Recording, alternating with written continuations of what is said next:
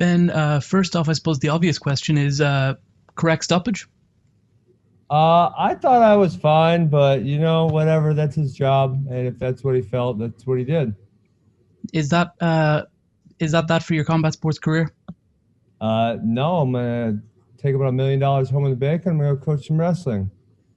Ben, I just wanted to say, if you don't step into a cage or a ring again, thank you for all the great memories throughout your boxing MMA career, and congratulations on the gigantic payday. You got it. All right, next up is Euro under King. All right, Ben, the main question here is, do you think that Taylor and Dake can both pull away with Olympic gold medals this year? I think the United States American wrestling team has, both on the women's side and the men's side, we have a lot of really good chances at medals. I mean, I think probably 4 or 5 in men's freestyle, and I mean, we have the opportunity to get 6 in women's freestyle, so could go really well. All right, thanks, Ben. Okay, next up is Perfect Parlay Pursuit.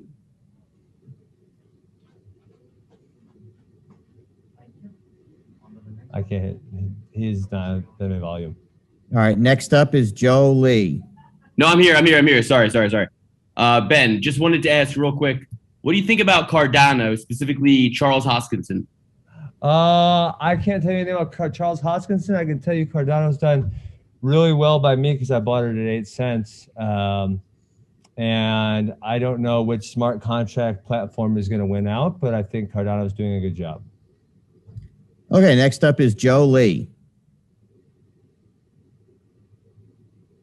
Hi, Ben. In comparison to an MMA fight, I just wanted to know where your nerves were at going into the fight tonight. I wasn't nervous at all because, at the end of the day, my life doesn't change one way or the other. In MMA, I was always pursuing or defending a world title, really. And, today I was doing a fun boxing match. And if it turned out great, then great. If it turned out shit, then my life is the same. So there were really no nerves whatsoever. And just quickly, was it true about 6ix9ine asking to walk you out tonight? That is true. And Tyron and then 2 people after him said, no way, Jose. Okay. Commiserations, and hopefully we'll see you back again soon. I will not be back again. I shall come to wrestling. In any sort of cage. I will not be in any sort of cage. All right, next up is Jeremy York.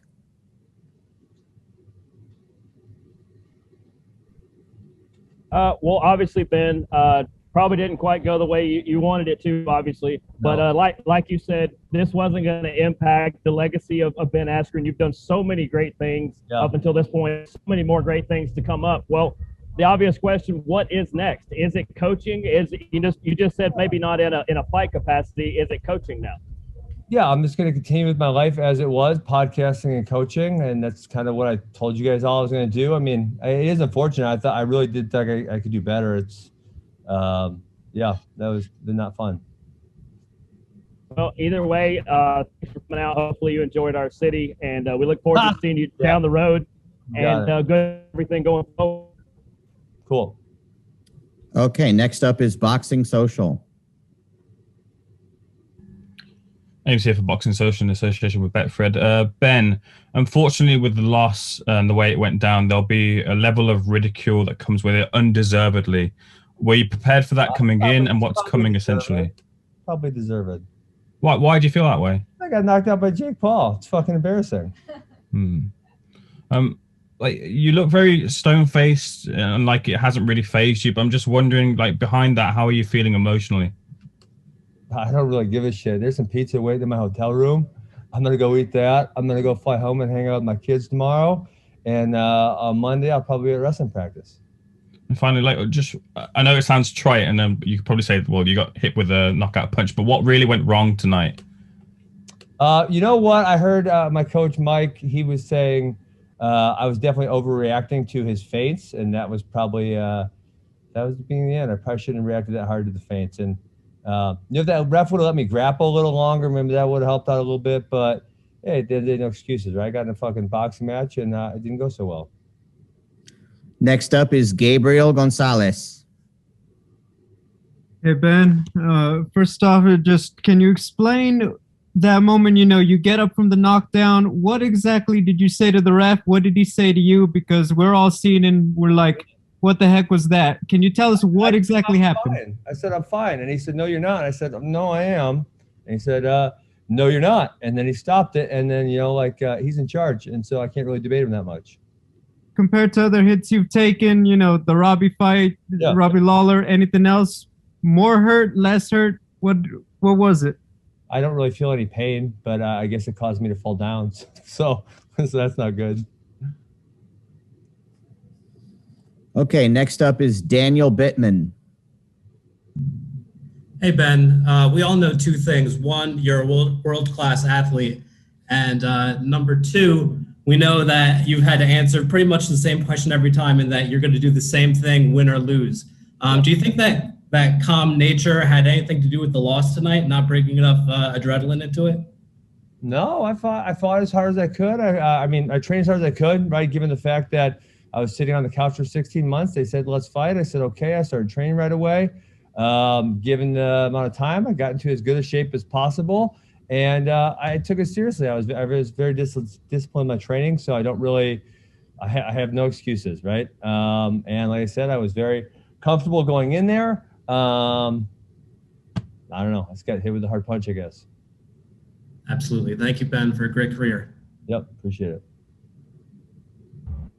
Next up is Hans Themistode. Hey, Ben. So, I really wanted to know, obviously since you just lost, do you kind of respect him now? No, skill set? I don't. No. I don't. Because I want to see him get in the fight, and I'm sorry I let you down. I didn't get in the fight with him. He hit me early.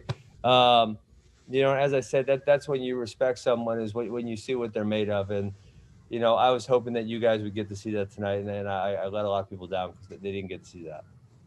Well, that kind of follows me up to my next question. Do you feel like you let the MMA community down? Because, it was a boxing ring, and I guess technically you did say that I didn't let the MMA community down. I let the world down. People fucking hate Jake Paul, and they wanted to see me make him miserable, and I didn't do that. So I didn't let the MMA community down. I let the world down. And if I could just ask you this one last thing, obviously you were in MMA. If there's one person from MMA kind of around his weight class, who was that guy that you would kind of nominate? Tyron Woodley? I would love Tyron to whoop him up. Tyron wants to fight Oscar De La Hoya, but I would love for Tyron to fight Jake Paul.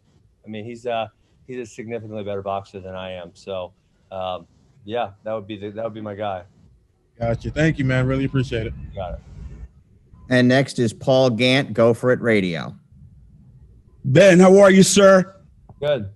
So what do you see in terms of Jake Paul and his future in boxing? Do you think there is a future? I don't give a shit about Jake Paul. Next question. Have a nice night. You got it. Ben, thank you. Yep. Have a good day. Peace.